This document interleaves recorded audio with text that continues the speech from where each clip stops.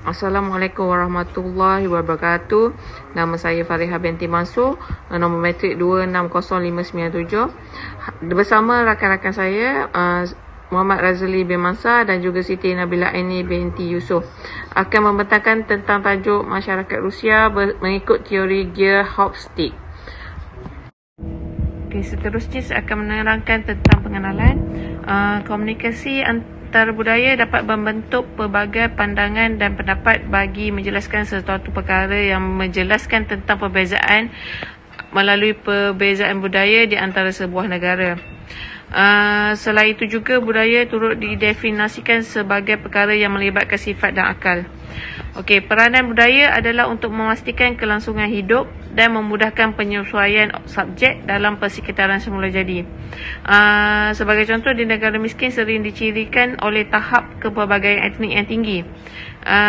Timbul kebimbangan bahawa kumpulan yang nilai dan normal dengan sikap heterogen, set sifat yang luas dan akan dirujuk sebagai budaya.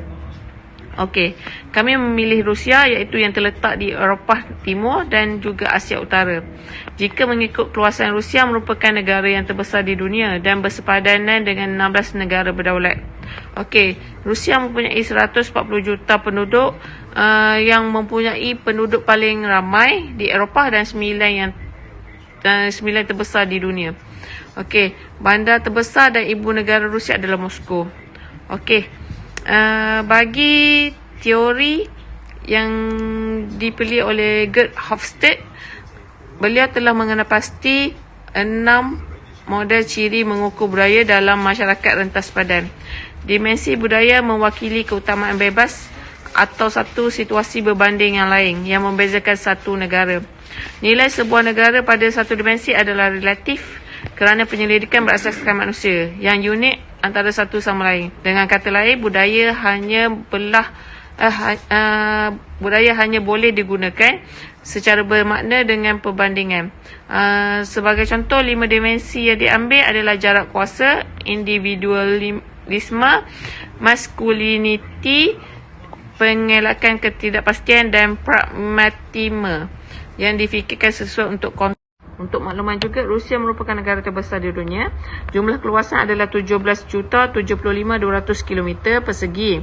Hal ini menjadikan lebih besar daripada benua Oceania, Eropah dan Antartika.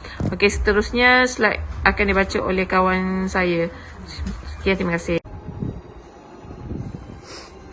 Seterusnya adalah Rusia ialah sebuah negara rentas benua yang terletak di Eropah Timur dan Asia Utara. Ia merupakan negara terbesar di dunia mengikut keluasan, merentangi lebih daripada 1/8 kawasan tanah yang didiami di bumi wilayah Rusia, meluas dan Laut Baltik di ibarat ke Lautan Pasifik di timur dan dari Lautan Arktik di utara ke Laut Hitam dan Caucasus di selatan.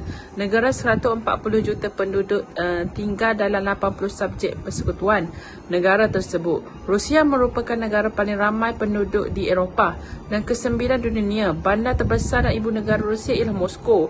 Kawasan bandar utama yang lain termasuk Saint Petersburg, Novosibirsk, Yekaterinburg, Nizhny Novgorod, Kazan dan Chelyabinsk.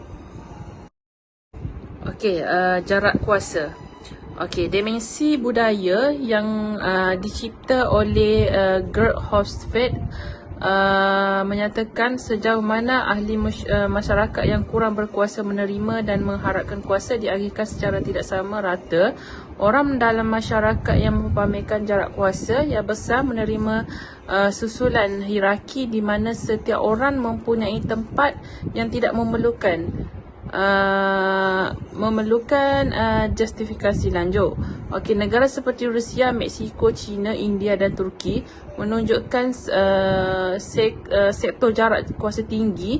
India dan Turki merupakan skor jarak kuasa tertinggi, manakala negara Nordik mempunyai skor indeks kuasa yang paling rendah. Di Rusia, indeks kuasa 93 daripada Maks 1 lebih tu, maka dasarnya memerintah dan mengajar kemudian menghukum atau memberi ganjaran kepada rakyat Rusia adalah contohnya teladan yang baik. Ini mempunyai dua implikasi. Pertama, orang itu tidak mempersoalkan arahan yang diterima, ataupun orang bawahan takut melakukan kesalahan, mengharapkan arahan yang jelas untuk membuat langkah. Okey, pemimpin meluncur ke dalam kerana mereka perlu menerangkan secara menyamak setiap pelaksanaan yang telah dilakukan. Seterusnya kita pergi kepada maskulin dan feminin. Dalam dimensi Hofstadter, sifat maskulin adalah wujud dalam setiap diri. Memandangkan negara Rusia begitu ketat dalam undang-undangnya, masuk akal bagi kami bahawa masyarakat adalah patriarki. Melihat Putin sebagai Perdana Menteri Rusia, sikap tenangnya yang selalu ditunjukkan, sikap beliau yang tenang dan tegas, terdapat suasana dari saing dalam Rusia dan itu menyumbang kepada jarak kuasa yang tinggi. Patriarki menonjol dari peringkat awal pembangunan dalam masyarakat. Ini juga diterjemahkan ke dalam keputusan organisasi Hofstadter Insight 2020. Berbeza dengan masyarakat feminin di mana ia sangat menjaga apa yang ia lakukan. Masculinity lebih kepada menjadi yang terbaik dan mewujudkan status dalam masyarakat berhierarki. Apabila kita fikir tentang sikap Putin dan bagaimana dia membawa dirinya dalam pemerintahan negara, kesopanannya juga terselah, tetapi tiada siapa yang mempersoalkan kelakuan maskulinnya dalam pemerintahannya. Sekali kita pergi kepada rumusan perkauman dan semangat kebersamaan yang masih tertanam di dalam jiwa masyarakat Rusia membezakan Rusia dengan negara barat yang lain. Rusia mempunyai sejarah komun perkampungan pertanian dengan pemilikan tanah bersama dan membuat keputusan berdasarkan kepimpinan, menjadikan jelas dalam kehidupan seharian hari ini bahawa orang Rusia hidup dalam kumpulan. Sebagai contoh, di restoran Rusia, orang ramai tak agak-agak untuk menyertai orang yang tidak mereka kenali, sebaliknya menikmati hidangan mereka sendirian. Lelaki mencium lelaki dan menunjukkan kasih sayang, reaksi yang dianjurkan kumpulan dan sebagainya. Orang Rusia suka menekankan sikap mereka yang berbeza terhadap nilai material dan menganggap diri mereka sebagai ikhlas, mesra, memahami dan tidak mementingkan diri sendiri. Mereka suka bercakap tentang spesifik jiwa Rusia atau jiwa Rusia yang misterius dan mengulangi fasa kenal seorang penyair Rusia. Anda tidak boleh memahami Rusia dengan fikiran anda. Orang Rusia sayangkan negara mereka. Mereka mungkin mengkritiknya dengan teruk, tetapi jika anda cuba melakukan perkara yang sama, mereka akan mempertahankannya dengan berang.